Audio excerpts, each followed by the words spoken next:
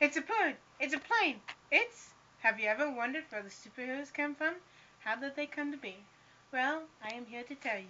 They came from comic books. My sister and I like the superheroes.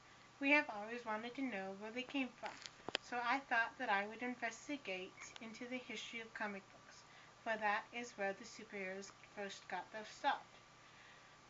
The comics or superheroes are split into at least two groups, the DC and the Marvels. These are the two publishers or writers that we like. One publisher or writer of comic books is the DC Detective Comic Company. The DC started out being called the National Periodical Publication. The other publisher or writer is Marvel's Company. Marvel started out being called Timely Comics.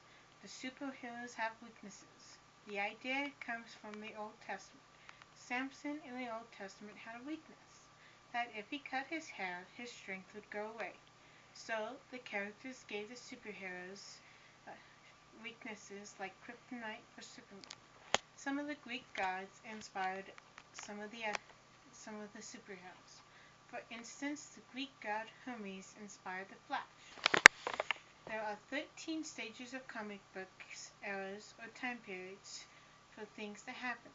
These are the 1933 American comic book began, 1938 to 1936 the Golden Age, 1961 Marvel's Age, 1964 graphic novels came out, 1970 underground comic books and alternative comic books came out, 1971 to 1980 Bronze Age, 1979 the Grim and Gritty Age, 1980 to 1987 the Iron Age, 1986 Chromatic Age, 1987 to the present Modern Age, 1992 graphic novels came out.